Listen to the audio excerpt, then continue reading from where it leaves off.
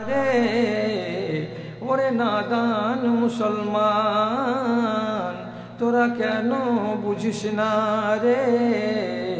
খোদার রশি শক্ত হাতে কেন ধরিস না রে? তোরা কেন ধরিস না রে?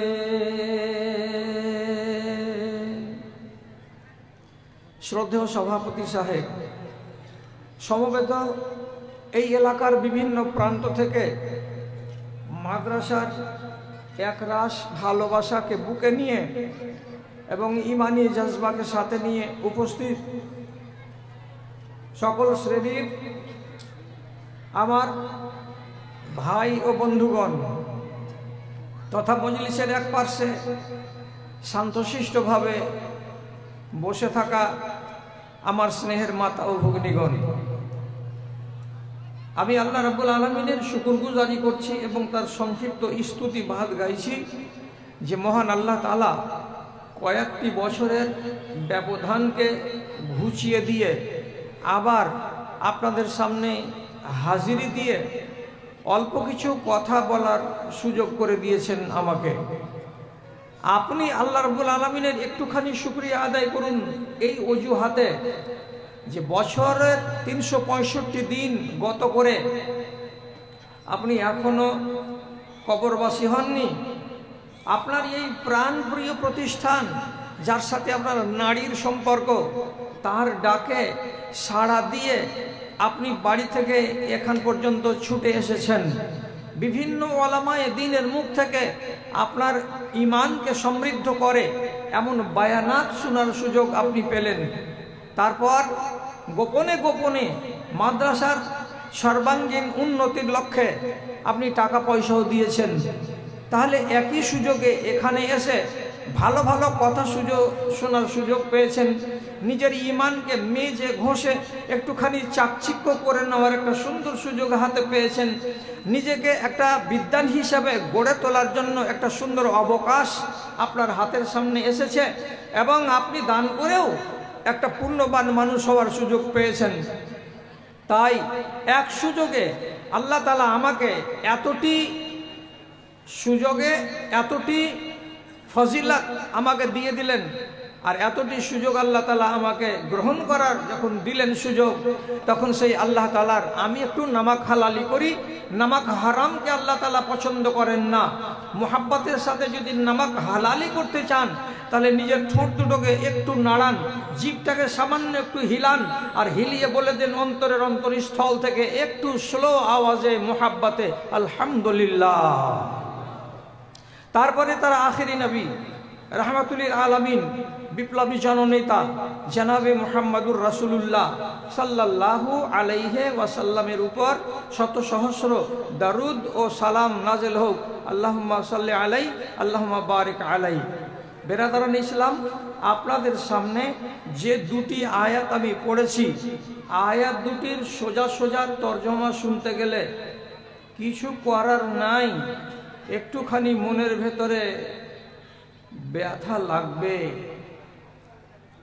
আমার কথা হলে আপনি প্রতিবাদ করতেন, কিন্তু কথাগুলো আল্লাহর, যেহেতু কোরআনের আয়াত। প্রথম যে আয়াতটি পড়েছি তা পড়েছি এই, আল্লাহ তাআলা বলছেন ফাযাক্কির বিল কুরআনি মান ইয়াখাফু ঈদ। ওই মানুষগুলোকে ওয়াজ শোনাও, ওই মানুষগুলোকে নসিহত শোনাও যেই মানুষগুলো নিজের ভয়ানক পরিণাম সম্পর্কে সচেতন, যে মানুষগুলো আগামী দিনে বিপদ আছে, এই বিপদগুলোকে তারা জানে, তারা বুঝে। এই বিপদের সম্মুখীন আমি হয়ে যেতে পারি, এইরকম যার মনের ভেতরে সংশয় আছে, এই রকম মানুষগুলোকে ওয়াজ শোনাতে হবে, যে ওয়াজগুলো কাজ দেবে। আর যারা ডোন্ট কেয়ার, যাদের মনের ভেতরে এই রকমের কোনো চিন্তা নেই, এই রকমের কোনো সংশয় নেই, এই রকম কোনো ভয় নেই, আমার জীবনের পরিণাম খারাপ হতে পারে বলে যার কোনো চিন্তা নেই, এমন মানুষটাকে ওয়াজ শুনিয়ে লাভ হবে না। পরের আয়াত আল্লাহ তাআলা বলছেন,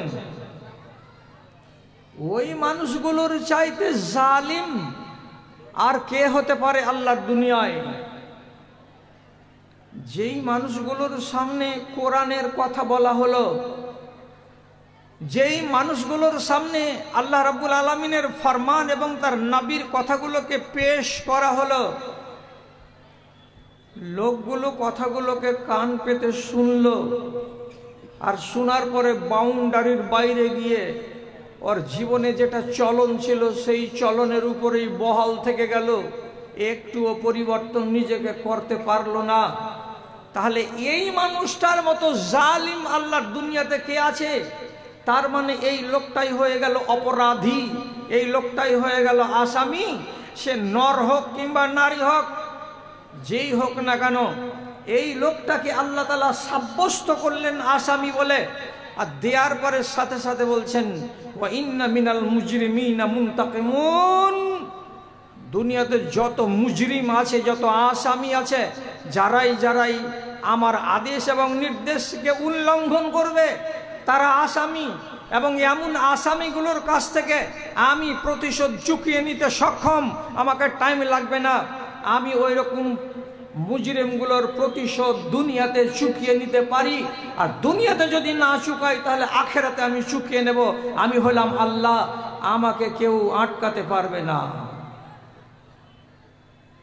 বুঝলাম দুটো কথা শুনবেন, তো শোনা কথাগুলোর প্রতি আপনি বিশ্বাস স্থাপন করে তাকে নিজের জীবনে বাস্তবায়িত করার চেষ্টা করবেন, এক কথা। আর দুই নম্বর কথা, কোরআন এবং হাদিসের কথাকে যদি শ্রবণ করা যায় তো মনের ভেতরে তার প্রতি একটা শ্রদ্ধা থাকতে হবে। এবং আমার সামনের দিনে দুটো অপশন আছে। দুটো অপশন কি? আমি সুখের জীবন পেতে পারি, আমি দুঃখের জীবন পেতে পারি। যদি দুঃখের জীবন নসিবে জুটে যায় তাহলে জীবনটা কয়লা হয়ে যাবে। এই ধরনের ভাবনা মনের ভেতরে জাগ্রত করে রাখতে হবে। তাহলে যেইটুকু আমার ত্রুটি আছে, কথা শোনার পরে সেই ত্রুটিকে আমি সারিয়ে নেব এবং নিজেকে সংশোধন করে নেওয়ার চেষ্টা করব ইনশাআল্লাহ। এই হলো 2 নম্বর নুকতা এবং 2 নম্বর পয়েন্ট। তাহলে পরিণাম খারাপ হতে পারে, এই কথাটা মনের ভেতরে জাগাবো কি দিয়ে? আর কেন বা আপনি আমার কথাটা বিশ্বাস করবেন? যেই মানুষটা তার ভবিষ্যৎ সম্পর্কে এইটুকু চিন্তা রাখে যে আমার কপালে, আমার তকদিরে মন্দ আছে, হতে পারে, এবং বিপদ আমাকে ঘিরে ধরতে পারে, এই রকম চেতনা যদি মানুষের মনে থাকে তাহলে মানুষ হয় সাবধানী। আর যারা হয় সাবধানী তাদের দ্বারাই পাপ কম হয়। আল্লাহ রাব্বুল আলামিন যে বললেন ওয়াইদ বলে, মানে কি? অশুভ পরিমাণ নাম অপেক্ষা করছে, এই কথা বলে যার মনের ভেতরে কি আছে? জজবা আছে। কি হতে পারে এমন আমার অশুভ পরিণাম? যেমন আমি বলছি, মরণটা আমার কেমন করে হবে? আপনি একবার ভাবুন, মায়েরা একবার ভাবুন। আপনি মনে মনে বলবেন হাজার হাজার মানুষ মরে গেল, আর আজকে আমি শুধু ভাববো যে মরণটা কেমন করে হবে। তো যদি ওকে ডিপলি না ভাবেন তাহলে আপনার মনের ভেতরে ভয়ানক পরিণাম বলে শ্রদ্ধাই তৈরি হবে না, চেতনাই তৈরি হবে না। কেন? যাদের বাড়িতে বাংলা তর্জমা আছে কোরআন মাজিদের, তাকে বলছি, দাদারা আর দিদিরা আগামীকাল সকালবেলায় একটুখানি ফুরসাত করে আম্মা পাড়াটাকে খুলে একটা সূরা পাওয়া যাবে, সূরাটার নাম সূরা নাজিআত। সেই সূরা নাজিআতের ভিতরে আল্লাহ রাব্বুল আলামিন বলছেন দুনিয়ার মানুষের জান কবজ করা হয় 2 পদ্ধতিতে। 1 নম্বর পদ্ধতি আল্লাহ নিজে বলছেন, ওয়ান্নাজিআতে গারকা ওয়ান্নাশিতাতে নাশতা। একটা জান কবজ হবে খেলতে খেলতে, হাসতে হাসতে, কথা বলতে বলতে, দোয়া পড়তে পড়তে এমনিতেই বেরিয়ে চলে যাবে। কেমন হয়ে বেরোবে? যেমন একটা 3 মাসের বাচ্চা তার মায়ের স্তনে মুখ লাগিয়ে কোঁত কোঁত করে তার মায়ের দুধগুলোকে চুষে নিচ্ছে। যদি 20 মিনিট দুধ চুষতে পারে বাচ্চাটা, তাহলে নিশ্চয়ই দেখা যাবে আস্তে আস্তে করে চুষে চুষে তার মায়ের স্তন থেকে 50 থেকে 60 কিংবা 70 মিলিগ্রাম দুধ চুষে বের করে নিয়েছে, কিন্তু তার মা টের পায়নি। স্তন থেকে দুধ বেরিয়ে গেল, মা জানতে পারলো না। তেমনি আপনার দেহ থেকে প্রাণ পাখি উড়ে চলে যাবে, আপনি জানতে পারবেন না। এটা একটা পদ্ধতি জান বের হওয়ার। আর একটা পদ্ধতি কি আছে? ওয়ান্নাজিআতে গারকা। ফেরেশতা দূর থেকে ডাক দিয়ে বলবে, এ খাবিস জান বেরিয়ে আয়, আমার হাতে আয়। যখনই তাকে ফেরেশতার এই ডাকটা কানে আসবে, সাথে সাথে তার রূহটা, তার আত্মাটা দেহের ভেতরে লুকাবার চেষ্টা করবে।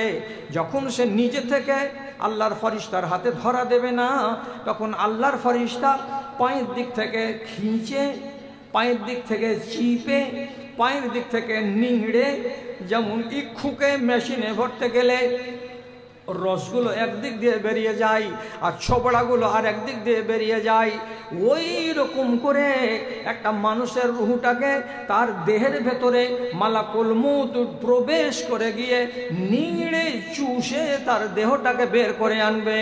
আর এমনি করে যদি নিংড়ে তার দেহটা থেকে তার রুহকে বের করে, তো তাহলে তাকে জাররা জাররা করে তাকে একেবারে এমন এমন কাতর করে দিয়ে চলে যাবে যে যেই কাতর অবস্থাটা তার শত শত বছর দূর হবে না। আপনি এবার মনে মনে উপলব্ধি করুন, আমার পরিণাম ভয়ানক হতে পারে, অর্থাৎ আমার মরণটা যদি ভালো না হয়, হায় আল্লাহ কি হলো। এইরকম যার ভেতরে চেতনা আছে, আপনি তাকে ওয়াজ শোনান, ওয়াজ শুনিয়ে কাজ হবে। আর কোনো মানুষের ভেতরে যদি এমন চেতনা না থাকে, ধর আমার দাদু মরেছে, আমাদের দেশের সিয়ানা ডাকাতটাও মরে গেছে, অমুকের বেটা অমুক ডন ও মরে গেছে, যেমন করে হোক মরে তো গেছে, ওগুলা নিয়ে ভাবনা চিন্তা করে লাভ নাই। তাহলে এইরকম মানুষের কাছে ওয়াজ করে ওয়াজের মূল্য পাওয়া যাবে না। দ্বিতীয় নম্বর উদাহরণ দিচ্ছি, আপনাকে কবরে যেতে হবে। কবরে কতদিন থাকতে হবে? কবরে থাকতে পারবেন কি না? কবরে থাকতে কেমন লাগবে? কবরে আপনি যে থাকবেন ওইখানে আপনার মনটা কি বলবে? একবার বাইরে বেরিয়ে আসতাম, একবার বাইরের হাওয়া খেতাম, এখানে অত্যন্ত দম বন্ধ হওয়া পরিবেশে আছি, ইত্যাদি ইত্যাদি, এমন ভাবনাগুলো নিজের মগজে ভাসান্ত। পৃথিবীর মাটিতে সর্বপ্রথম যেই মানুষটা মরেছে তার নাম কি? তার নাম হাবিল, আদমের বেটা। তাকে সমাহিত করা হয়েছে, কবরে দেয়া হয়েছে। যেই কবরস্থানে হাবিলের কবর আছে সেটা হলো প্যালেস্টাইনের এলাকায় একটি কবর, সবচাইতে দুনিয়ার প্রাচীন কবর, তার নাম হলো দারুস সালাম। সেই কবরের ভেতরে আজও ওই মাটি হয়ে পড়ে আছে কে? তো আদমের বেটা হাবিল। আপনি নিজে বলুন তো কতদিন ধরে পড়ে আছে? আপনি একবার নিজের হিসাবটা করবেন তো, যে আমি কবরে কতদিন থাকব। আমার সামনে হিসাবটা নয়, আপনি আপনার বিছানায় শুয়ে শুয়ে হিসাব করবেন, কাবিলের মরা কতদিন হলো রে, তো হিসাব করে নেন। হযরতে আদম থেকে নিয়ে ইব্রাহিম আলাইহিসসালাম পর্যন্ত দুনিয়ার বয়স হলো 4500 বছর। হযরতে ইব্রাহিম থেকে আমার নবী মুহাম্মদ সাল্লাল্লাহু আলাইহি সাল্লাম পর্যন্ত দুনিয়ার বয়স হলো আর 4500 বছর। তাহলে টোটাল এখানে হলো 9000 বছর। এবং আমার নবী থেকে শুরু করে আজ পর্যন্ত দুনিয়ার বয়স কত হলো? তো কাছাকাছি 1500 বছর। তাহলে টোটাল যদি আমি করি তো 10,500 বছর হলো। তাহলে আদমের বেটা হাবিলের কবরের ভেতরে যাওয়া কতদিন হলো ভাইরা? তো 10,500 বছর হয়ে গেল। আহারে, এতদিন ধরে কবরে পড়ে আছে।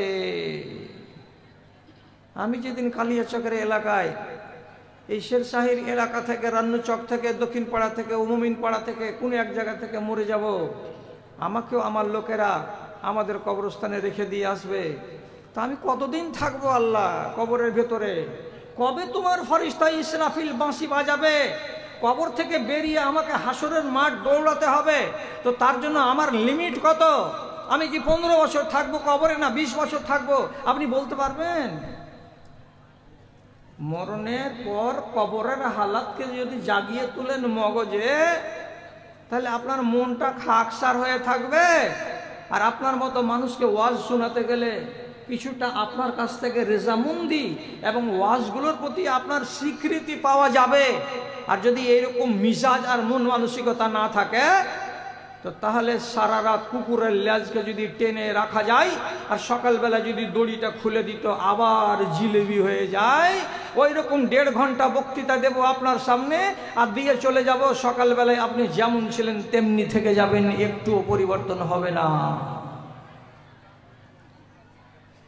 আপনাকে একবার ভাবতে হবে, হাসরের ময়দানে দৌড়ে যেতে হবে আপনাকে, আমাকে, সারা দুনিয়ার লোককে, কালিয়াচকের ছেলে এবং মেয়েকে।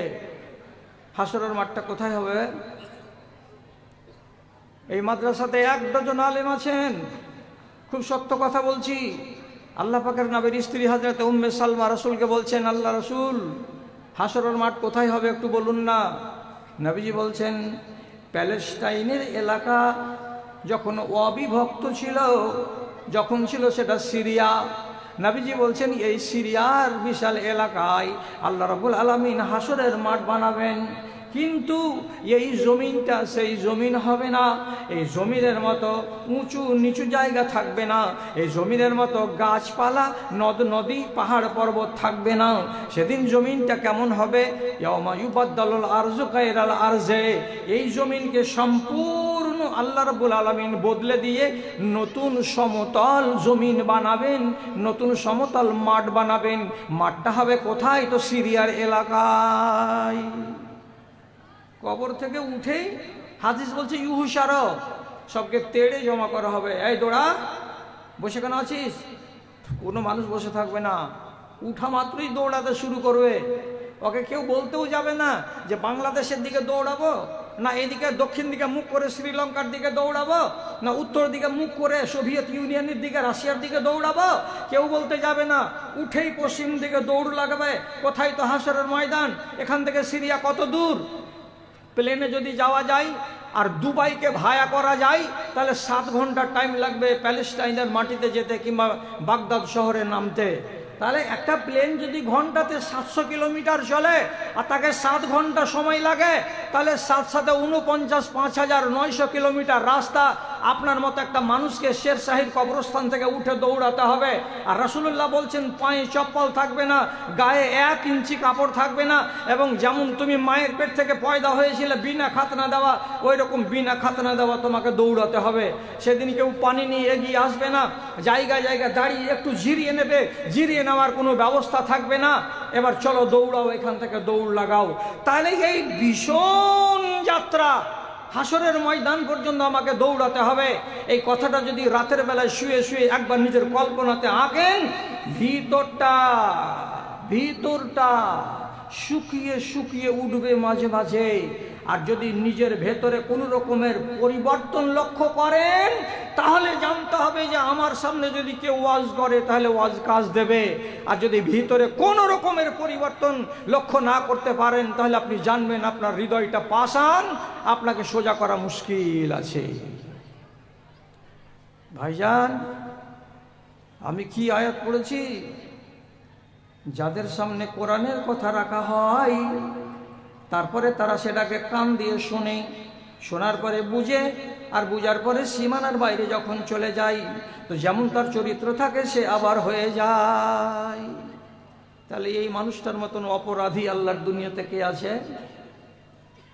শুনলে কেন? তুমি যদি না মানবে তো তোমাকে শোনার জন্য কে বলেছিল? অযথা এইখানে বসে বসে এতক্ষণ সময় কেন নষ্ট করলেন? কিসের পরিণাম জেনেছো সবাই? ধর্ম ধারে না যেমন শ্রীগাল কুকুর, এমন জীবন তবে কেন গড় হাই, এমন জীবন তবে। আমার কানে আসেনি এই বিষয়ের উপরে ওয়াজ। বলুন তো কোনো একটা ভাই যে কোনটা ওয়াজ আপনি আপনার জীবনে শুনেননি? সুদের ওয়াজ শুনেননি, মদের ওয়াজ শুনেননি, গাঁজার ওয়াজ শুনেননি, তাস খেলার ওয়াজ শুনেননি, ব্যভিচারের ওয়াজ শুনেননি, পালিয়ে বিয়ে করা হারাম সে ওয়াজ শুনেননি, নারী বেহায়া হতে গেলে সে জাহান্নামী হবে এই ওয়াজ আপনি শুনেননি?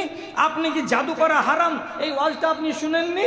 আপনি কি এইগুলো কথা আপনার মগজে যায় নাই? জমি মেরে নেওয়া, ছেলেদেরকে দিয়ে দেওয়া, বেটিদেরকে বঞ্চিত করে দেওয়া, এটা হলো হারামি কাজ, এমন ওয়াজ আপনি শুনেননি? আপনার পড়োশিকে আপনি জ্বালাপোড়া করতে পারবেন না, যদি জ্বালাপোড়া করেন তো কেয়ামতে দুর্গতি হবে, এমন ওয়াজটা আপনি শুনেননি? কাউরি আপনি যদি টাকা ধার নিয়ে থাকেন আর টাকাটা যদি আপনি শোধ না দিয়ে থাকেন, কেয়ামতের দিন নেকির পাল্লা কেটে তাকে শোধ দিতে হবে, এমন কথাগুলো কি আপনি জীবনে শুনেননি? আপনি যদি জাকাত না দেন তো আপনার ঘাড়ে কুকুরে শিয়াল হয়ে গরু হয়ে চেপে থাকবে আপনার ধন এবং মাল, জাহান্নাম পর্যন্ত যতক্ষণ না নিয়ে যাবে ততক্ষণ পর্যন্ত আপনার জাকাত অনাদায়ী করা সোনা আর চাঁদি আর টাকা আর পয়সা ঘাট থেকে নামবে না। এই ওয়াজগুলো আপনারা শুনেননি? সব শুনেছে, সব মা শুনেছে, সব বাবা শুনেছে। তো শোনার পরে মদের রমরমা এত কেন? আপনি নিজে বলুন। একটা ছোট প্রশ্ন করছি, 30 বছর আগে আর আজকের দিনটাকে মিলান। 30 বছর আগে আমাদের দেশে যতটি মাদ্রাসা মসজিদ ছিল তার তুলনায় আজকের দিনে মাদ্রাসা মসজিদ বেড়েছে না কমেছে? বেড়েছে। 30 বছর আগে আমাদের দেশে জনসংখ্যা যতটি ছিল তার তুলনায় আজকের দিনে জনসংখ্যা বেড়েছে না কমেছে? বেড়েছে। 30 বছর আগে আমাদের দেশে যতটি হাই রোড ছিল তার তুলনায় আজকের দিনে হাই রোড বেড়েছে না কমেছে? বেড়েছে। 30 বছর আগে আমাদের দেশে যতটি ট্রেন এবং বাস আর ট্রাক ছিল তার তুলনায় আজকের দিনে আমাদের দেশে ট্রাক বাসের সংখ্যা বেড়েছে না কমেছে? তো বেড়েছে। তাহলে আমার হিসাব, হাট বাড়লো, ঘাট বাড়লো, জনসংখ্যা বাড়লো, মাদ্রাসা বাড়লো, মসজিদ বাড়লো, স্কুল বাড়লো, কলেজ বাড়লো, সবই বাড়লো, সবই বাড়লো বাড়লো। তাহলে মুসলমান একবার বুক এমনি করে থাবা মেরে বলুন না যে হ্যাঁ আমাদের ঈমান বেড়েছে। বলতে পারবেন যে হ্যাঁ বেড়েছে? 99% লোকের ঈমানে পোকা লেগে আছে। কাউরি চারানা খেয়ে ফেলেছে, কাউরি বারোয়ানা খেয়ে ফেলেছে।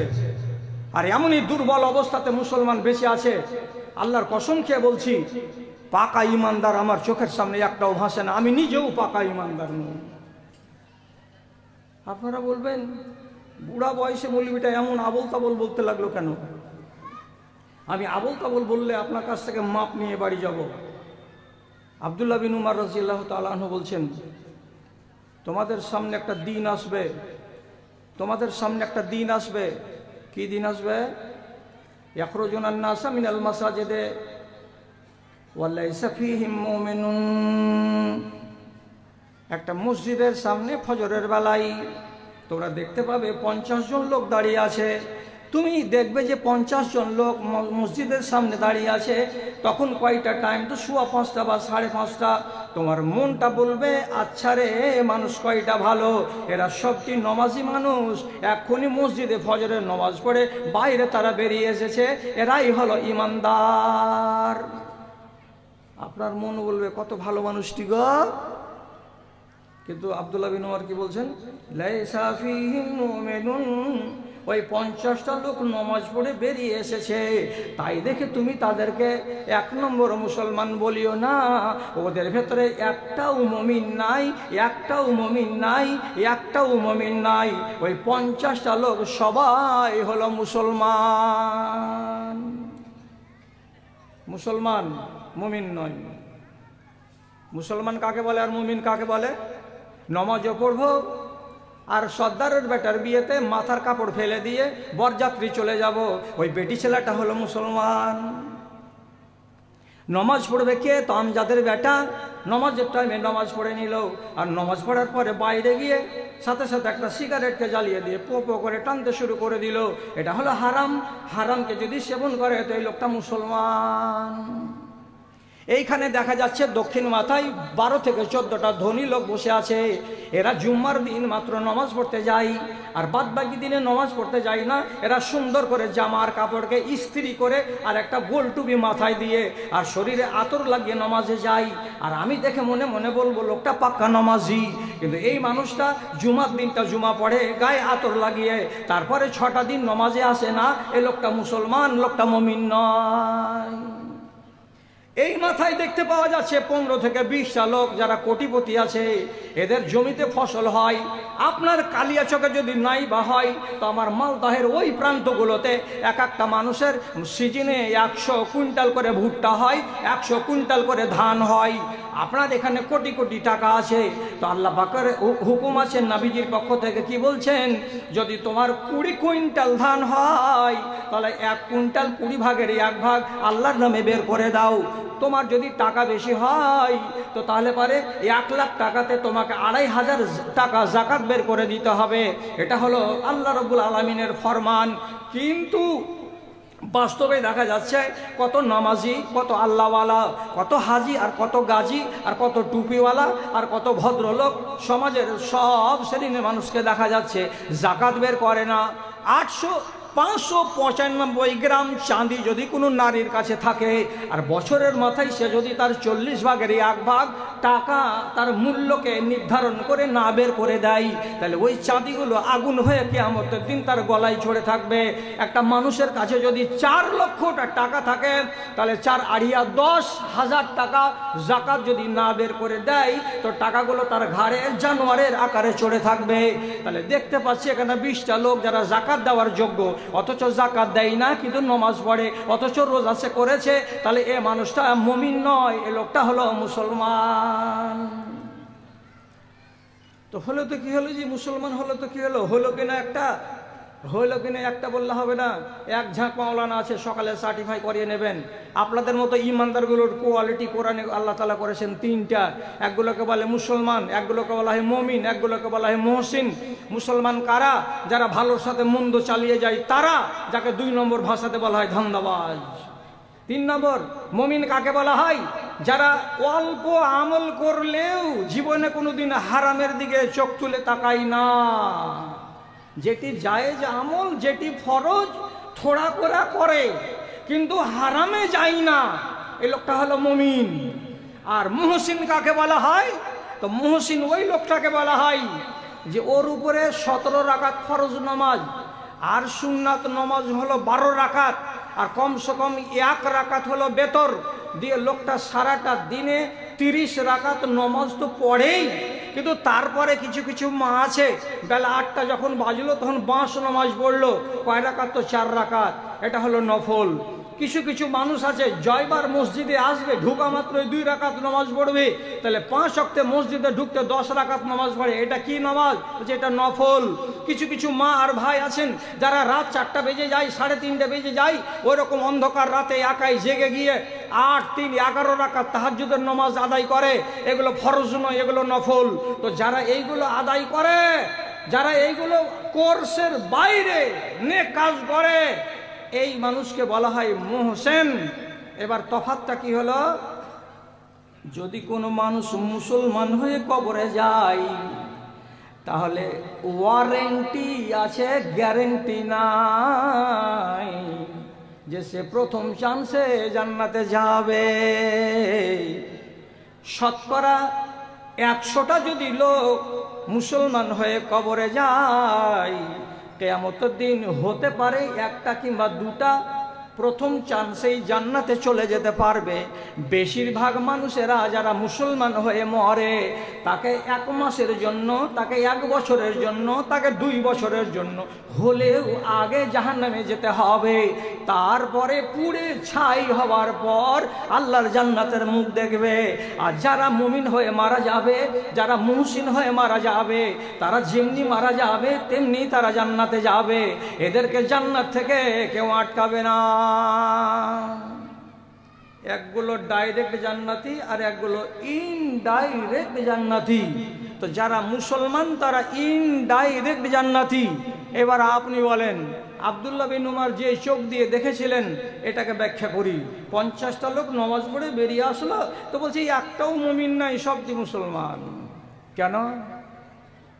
তো বলছে দেখো না জি খুঁজে জি 50টার ভিতরে যখন চেক করে দেখতে গেলাম এর ভিতরে 4টা মানুষ পাওয়া গেল চুল পেকে গেছে, দাড়ি পেকে গেছে, অথচ মানুষটা ফজরের নামাজ পড়ে এলো আর আসার পরেই পকেট থেকে নাপাক জিনিসকে বের করে সাদা একটু চুন লাগিয়ে লুকিয়ে লুকিয়ে কচলাইছে, আর কচলাতে কচলাতে মুখের ভিতরে কোনায় ভরে দিয়েছে। আব্দুল্লাহ বিন উমর বলছেন পাক্কা হারামি এলো, এটা মুসলমান, এটা মুমিন লয়, হারাম জিনিস মুখে ঢুকালি কেন? তোর কেমন নামাজ যে তোকে হারাম থেকে আটকাতে পারলো না? কয়টা বাহির হলো? যে বুঝে 4টা। তার ভিতরে কয়েকটা লোক ছিল, তোরা কি করো? যে ডিলারের চাকরি করি। নামাজ পড়ে এলে বলছে হ্যাঁ। জামাতে তো বলছে হ্যাঁ। আর ডিলার চাকরি করে এসে ফের বসে গেল গম বিতরণ করতে। হঠাৎ করে বলছে তোমার 7 ব্যাপারটার ভিতরে 2 ব্যাপারটার লিঙ্ক গেলে না 5 টাকা পাবে, বাকি পাবে না। খালি খাতাটাকে এমনি করে টিপলো, টিপার পরে 5টাই দিল, তো 5 কেজি করে পাবে, তো 4.5 কেজি করে দিল। 4.5 কেন করলে জি? তো বলছে বস্তাগালা রাস্তা রাস্তা আপাস খাইছে, ছিঁড়ছে, কত বাড়াইছে, কত কি হয়েছে, আমাদের কাছে শর্ট আসছে। তো বাবা শর্ট আমরা কুড়ে থেকে পুরাবো, তোমরা যদি না পুরাবে তো আমার 5 কেজির ঘাট থেকে 1/2 কেজি শর্ট টেনে নিল কে? তো লিডার ডিলার। ফের আসর রাজান পড়লো, মসজিদে চলে গেল। পাক্কা নিমুখ হারাম। আর একটা বেটি ছেলেকে ওয়াজ করে গেছি কি আল্লাহ রসুল বলছেন মেহেন্দি লাগাও, তোমার হাত যেন আইনে হয়ে না থাকে। সহি হাদিস বলছি, টাইম কম আছে, তাতে মানুষ বুড়া, বেশি বলতে পারি না। মেহেন্দি লাগাও, তোমার হাতখানে যেন ফিকা সাদা না হয়ে থাকে। মেহেন্দি লাগাতে আল্লাহ তাআলা নবী মেয়েদেরকে বলছেন জিনাত করো। ঠোঁট লাল করবো মৌলানা? একদম লাল করো, চকচকা করে। টিকলি লাগাইতে পাবো? লাগাও, দীপা দাস মুন্সির সমান বড় বড় টিকলি। আচ্ছা গালে ফেয়ার অ্যান্ড লাভলি লাগাতে পাবো? হ্যাঁ পাবো। কিন্তু কোরআন কি বলছে? সুন্দর করে চকচকা করে তুমি ফেয়ার অ্যান্ড লাভলি মেখে চেহারাটাকে একেবারে গোলাপের মতো করে দাও। লাল লাল টিপ লাল লাল তুমি ঠোঁটটাকে ঠোঁট পালিশ দিয়ে সুন্দর করে দাও। আর তুমি কপালের মাঝখানে একটা বিন্দিয়া লাগিয়ে দাও, হাতগুলোকে সুন্দর করে রঙিয়ে দাও। ঠিক আছে, এটার নাম হলো জিনাত করা।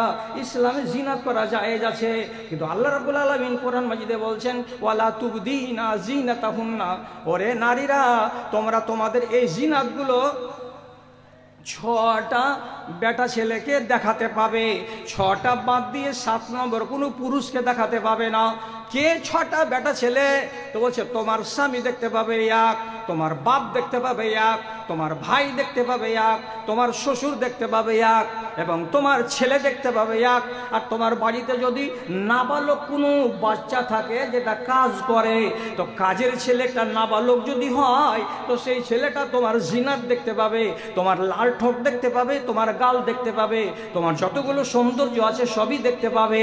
এই 6টা মানুষকে বাদ দিয়ে 7 নম্বর মানুষ যদি কেউ দেখে নাই তো সোজা সোজা বাংলায় ওরে রোকেয়া আমেনা মাস্তারা মার্জিয়া সুলতানা রিজিয়া তোমার খবর আছে, খবর আছে। কালিয়াচকের কয়টা বেট ছেলে বিনা টিকলি তার বিনা ঠোঁট লাল করাতে আর মাথার কাপড় না ফেলে কে যায় কালিয়াচকের বাজার? কলকাতা মলে কয়টা যায়? সর্দারের বাড়িতে বিয়ে লাগে তো 50টা মেয়ে ছেলে সাজগোজ করে আসে। আমি গরম দেখিয়ে বলছি, একটা কোনো নারী যুবতী বা একটা কোনো মা, বয়স্কা মা কেউ বিয়ে বাড়িতে গিয়ে নিজের শালীন পোশাক পরে থাকে না। যারা যুবতী তারা তো কাঁটা লাগা পোশাক গায়ে দিয়ে আছে, ওকে মাথা না খুললে তো পোশাকের পয়সাই উঠলো না। আর যারা মা খালা তারা শাড়ি পরে, আদি যুগের মায়েরা যদি শাড়ি পরে তাহলে 70-90টা মায়ের পেটের একটা অংশ খোলা থাকবেই থাকবে, ও ঢাকা যাবে না। তাহলে কোরআন বলছে এক কথা, তুমি করবা আর এক কথা, আর তারপরে নামাজও পড়ো, রোজাও করো, করার পরে তুমি কবরে যাবে। আব্দুল্লাহ বিন উমর কি বলছেন? এটা মুমিন নয়, এটা মেয়ে লোককে কিছু মুসলমান হয়ে মরে গেলে কি হবে? আগে বুতান খাবি তারপরে জান্নাতে যাবে। এখন আমার ব্যাখ্যা তো আপনারা কেউ মানবেন না, যুগটা এইগুলো ব্যাখ্যা মানার নয়। এখন না মানতে গেলে জোর করে তো আপনাকে আমি মানাতে পারবো না। অতএব এটাকে সার্টিফাই করতে হবে লোকাল ওলামাকে দিয়ে। ওনারা যদি এটাকে আমার সমর্থন করে দেন তাহলে আমার রেহাই, আর আমাকে যদি ওনারা সমর্থন না করেন তাহলে আগামী বছরের জন্য আমার রাস্তা বন্ধ। কেন বলে গেলে এত গাজরি করে কথা? 52টা জুমার খুতবা শুনিয়ে আপনাকে সোজা করতে পারলাম না। বলবো কারে শুনবে কে রে, বলবো কারে শুনবে কে রে, আছে কাহার জিন্দা প্রাণ, দেহখানা মরে গেছে খাড়ো আছে দুটো কান, খাড়ো আছে দুটো কান। কাকে শোনাবো? ওয়াজ করার পরে ওয়াজ যদি কাজ না করে তাহলে এর দোষটা কি, কেমন কেমন দোষ? এইটার সম্বন্ধে আপনাকে হাদিস বলছি, আল্লাহর কসম একটাও বাঁকা কথা আপনাকে বলে আপনাকে ঠকে আমি এখান থেকে যাব না। রাসূল কারীম সাল্লাল্লাহু আলাইহি ওয়াসাল্লাম বলছেন, এই ইনসান, তোমাদেরকে অনেক নিয়ামত দিয়েছি আমি, অনেক নিয়ামত দিয়েছি দুনিয়াতে, সব নিয়ামত ফিরিয়ে নিব আমি, এক এক এক করে সমস্ত নিয়ামতকে আমি আসমানে টেনে নিব। আপনি জিজ্ঞেস করেন, আল্লাহ রহমত বরকত, জমি, খেতিবাড়ি, বাড়িঘর, আসবাবপত্র, কোনটা আগে তুমি নিবে? তোমার নিয়ামতের আমার কাছ থেকে ছিনিয়ে সর্বপ্রথম নিয়ামত দুনিয়া থেকে উঠবে কোনটা? রাসূলুল্লাহ বলছেন, আউয়ালু মা ইউরফাউ মিন হাযিহিল উম্মাতে আল খুশু। আমি এই দুনিয়ার মানুষের অন্তরের ভেতর থেকে আমার ভয়, যাকে বলা হয় খাশিয়াতে ইলাহি, আল্লাহর ভয়, নর এবং নারীর অন্তর থেকে প্রথম আমি এটাকে টেনে বের করে নেব আর তার অন্তরটাকে ফাঁকা ফেলে দেব। তার ভেতরে আল্লাহর ভয় বলে থাকবে না, তার অন্তরের ভেতরে আল্লাহ ভীতি কি জিনিস থাকবে না। আর যখন কোনো মানুষের অন্তরে আল্লাহর ভীতি থাকবে না, আল্লাহর ভয়ই থাকবে না, তখন ওই মানুষটা চুরি করতে গেলেও তার হাত কাঁপবে না, ওই মানুষটা ব্যভিচার করতে গেলেও তার মন কাঁপবে না, ওই মেয়ে ছেলেটা বেপরদা হয়ে বাজার যেতে গেলেও তার ভেতর কাঁপবে না, ওই মানুষটাই যখন বেনামাজি হয়ে দিন সারাদিন ঘুরে বেড়াবে তখন তার ভেতরটা একবারও কেঁপে উঠবে না। কেন? এগুলো কেন করতাম? তো আল্লাহর ভয়ে করতাম। ভয়টা তো আল্লাহ কেড়ে নিয়েছেন, এখন কিসের জন্য এগুলো মানতে যাব? আমরা কেউ মানব না। আল্লাহর ভয় যেদিন দিল থেকে বেরিয়ে যাবে সেদিন মানুষ একেবারে বেলাগাম হয়ে যাবে। আর দুনিয়াতে যেদিকে তাকাবেন, যেদিকে নজর দিবেন, শুধু বেলেল্লাপনা, শুধু বেহায়াপনা, শুধু উচ্ছৃঙ্খলপনা এবং মানুষের ভেতরে অসভ্যতা এবং বর্বরতা, শুধু এটাই এটাই এটাই দেখতে পাবেন। ভাই কবে দেখতে পাবো এটা? কবে দেখতে পাবো? তাহলে আপনি বিশ্বাস করবেন যে আমার অন্তর থেকে আল্লাহর ভীতি পালিয়ে গেছে? কি করে বুঝবো যে আমার অন্তরে আল্লাহর ভয় নেই? তো বুঝবেন কি দিয়ে? তো আপনাকে 3টা লক্ষণ বলে দিচ্ছি। চোখে যদি দেখতে পান তো আর কোনো মাওলানার কাছে যাবেন না, নিজে নিজেই ফাইসালা করে নেবেন আল্লাহ আমার অন্তর থেকে তার ভয় ভীতিকে বের করে দিয়েছেন, আর নাই কিছু বাকি। নাম্বার 1, আল্লাহ তাআলা নবী বলছেন, ইন্নাল্লাহা ইয়াকবিজু শারীকাতাহু মিন আহলিল ইলমি ওয়া ইয়াবকা আজাজাতান। এই গ্রামের ভেতরে 6টা 7টা 8টা 10টা বুজুর্গ নেককার দিনদার লোক অবশ্যই আছে, যারা জানুয়ারি মাসের কনকনে শীতের দিনে রাত্রি 4:30টার সময় হুটুর হুটুর করে হাঁটতে হাঁটতে অন্ধকারে আল্লাহর মসজিদে গিয়ে সুইচটাকে অন করে আর করার পরে আজান দেয়। এখনো 4টা-5টা করে আছে প্রত্যেকটা গ্রামে। এই টোলাতে সামনে এই যে টোলাগুলো মুসলমানদের আছে, প্রত্যেকটা বাড়িতে বাড়িতে নয়, গ্রামে টোলাতে অন্তত 10টা বাড়িতে এমন মা আজও বেঁচে আছে যেই মাটা পর্দানাসীন, যেই মাটা হারাম খায় না, যেই মাটা কোনো নামাজ ছাড়ে না, এমন পর্যন্ত কি দিনদারির অংশ তার ভেতরে পূর্ণ মাত্রায় রয়েছে। এই আঙুলে গোনা 10-12টা মেয়ে আর আঙুলে গোনা এই 10-12টা ছেলে, আল্লাহ তাআলা এরাকে এক এক এক এক করে উঠিয়ে নেবেন। পুরুষ লোকের মধ্য থেকে এইরকম দিনদার আল্লাহওয়ালা বুজরুগ আর বেঁচে থাকবে না। মহিলাদের মধ্য থেকে দুটা নেক কথা বলবে, পর্দার কথা বলবে, এমন দাদিগুলো আর গ্রামে বেঁচে থাকবে না। তখন কে বেঁচে থাকবে? নবীজি বলছেন ওয়ায়াবকা আজাজাতান, যারা বেঁচে থাকবে তারা কি? তো তারা অপদার্থ, তারা পাতান, তারা ঝাইটন, তারা অসভ্য, তারা বর্বর। তাদেরকে গন্তির মানুষ বলা যাবে না, তাদেরকে গন্তির মুসলমান ধরা যাবে না। নারী যতটি বেঁচে থাকবে, ওই বুজরুগ নারীগুলো মরে যাওয়ার পরে যেগুলো নারী বেঁচে থাকবে তারা কেমন? তো তারা বেলেল্লাপনায় মত্ত থাকবে, তাদের হায়া থাকবে না, তাদের পর্দা থাকবে না, তাদের ভেতরে নমাজ থাকবে না, তাদের ভেতরে দিনদারি থাকবে না। তেমনি ছেলেদের মধ্যে থেকে এরকম শত শত মানুষ বেঁচে থাকবে, ছেলে বেঁচে থাকবে যাদের ভেতরে দিনদারি থাকবে না। এগুলোকে কি বললেন নবীজি? আজাজাতান। আজাজানের মানে হলো ঝাইটন, মাটি, পাতান, ওয়াসার, এগুলো বেঁচে থাকবে। তো কেমন করে বুঝবো যে এটা ওয়াসার? কি দিয়ে বুঝবো যে এটা অপদার্থ? তো রসুল পরিচিতি দিয়ে বলছেন লা ইয়ারিফুনা মারুফা ওয়ালা ইউনকিরুনা মুনকারা। যারা চোখের সামনে এটা ভালো কাজ এটা করো, এটা মন্দ কাজ এটা ছাড়ো, এমন বোধ বুদ্ধি রাখবে না। কোনটাকে মারুফ বলা হয়, কোনটাকে ভালো বলা হয়, কোনটাকে মন্দ বলা হয়, এরা কিছুই বুঝবে না। ভালো এটা ভালো, এটা তোমরা করো, মন্দ এটাকে তোমরা ছাড়ো, এমন বোধ বুদ্ধি ওই যুগের লোকের ভেতরে থাকবে না। তো যেই দিনকার ছেলেরা আর যেই দিনকার মেয়েরা কোনটা ভালো এটাও বুঝবে না, আর কোনটা মন্দ এটাও বুঝবে না, সেই দিন জানতে হবে এগুলো পাতান বেঁচে আছে, এগুলো অপদার্থ বেঁচে আছে, আর তাদের মধ্য থেকে দিনদার মানুষগুলো সব উপরে চলে গেছে।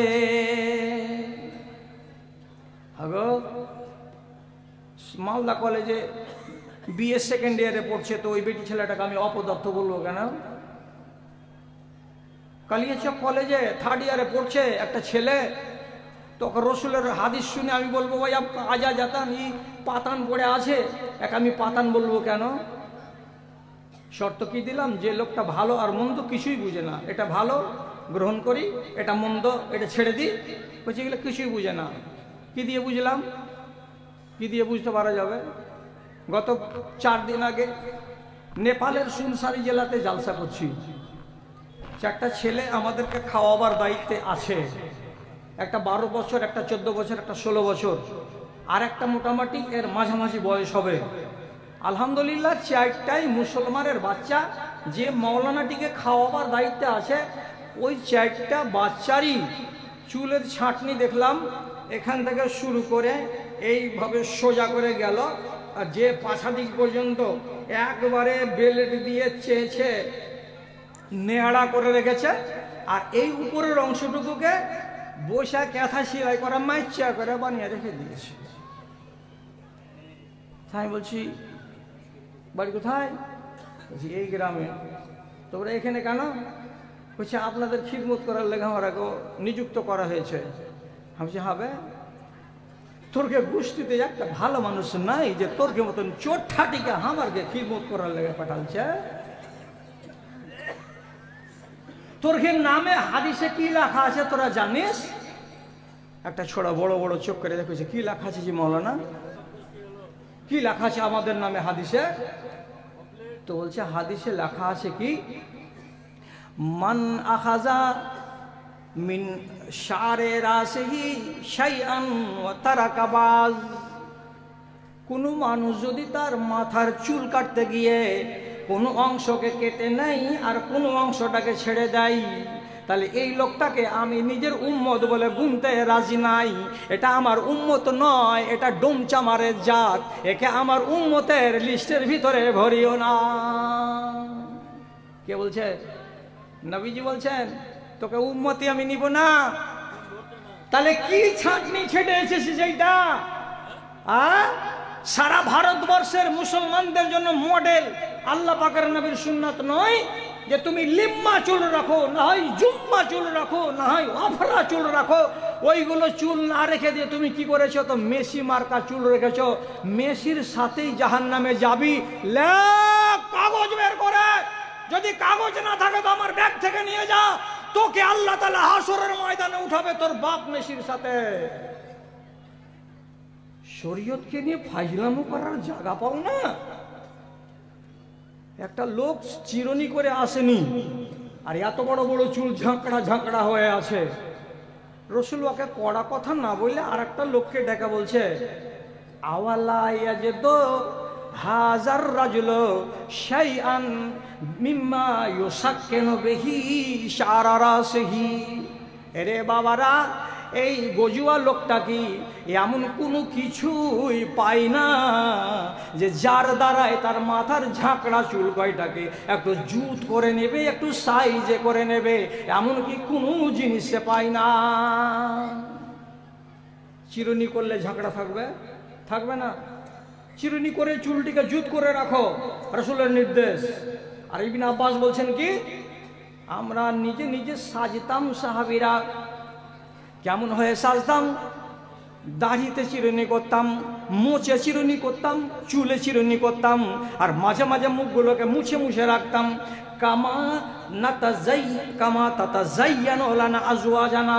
যেমন আমাদের বাড়িওয়ালিরা নিজের স্বামীকে খুশি রাখার জন্য যখন তখন মুখগুলোকে মুছে আর চিকন করে আর আয়না দেখে আর সুন্দর করে এই জায়গাটাকে ফেড়ে ফেড়ে জুতসই করে রাখে, তো ও যেমন নিজের স্বামীকে খুশি করার জন্য জিনাত করে, তেমনি আমরা নিজেদের বিবিদের কাছে ভালো মডেল স্বামী হওয়ার জন্য আমরাও চিরুনি করতাম। আচ্ছা, ওই ছেলেটা কি জানে যে এটা মুনকার? তো জানে না। আবার যদি বলে যে এটা ভালো কাজ, ওকে বুঝে যে এটা ভালো? যদি ভালো বুঝতো তো আর বাপকে যা বলতো, বাপু তুই হার মতন করে কাট, এটা ভালো কাজ। তো রসুল কি বলছেন, এমন বেকুফের বাচ্চা পয়দা হবে সেই যুগে, কোনটা মুনকার তাও বুঝবে না আর কোনটা ভালো তাও বুঝবে না। এক হারামি গত পরশুদিন আমার সাথে সাক্ষাৎ করতে এসে বলছে, মৌলানা আপনাকে রোজ দেখতে পাচ্ছি ইউটিউবে, রোজ দেখতে পাচ্ছি, আসসালামু আলাইকুম, আপনি ভালো আছেন কিনা? চোখে চোখে দেখতে পেলাম তো মনটা ভরে গেল। আর আবার কানে শয়তানের লিড ঢুকা আছে। আমি বলছি, তোর ব্যাটারি তো গরম করতে আছে ইবলিশ শয়তান। আর নির্লজ্জ, তুই যে একটা আলেমের সাথে দেখা করতে আলি, তো তোর কানে লিড কেন ভরা আছে? কারি বাসেতে তেলাওয়াত শুনছিস রে? জুতা মারার দুনিয়াতে জায়গা আছে আর উপরে। এখন এমন ছেলে আছে, আমি যদি এখানে আজ রাত থাকি আর থেকে সকালবেলায় শেরশাহের কোনো একটা দোকানে গিয়ে চা খেতে বসি, তো এই যারা এখানে মজলিসে যতটি লোক আছে এরা তো দেখলো যে এই পাক্কা দাড়িওয়ালা লোকটা শামসির নাম বদরুদ্দোজা। তারপরে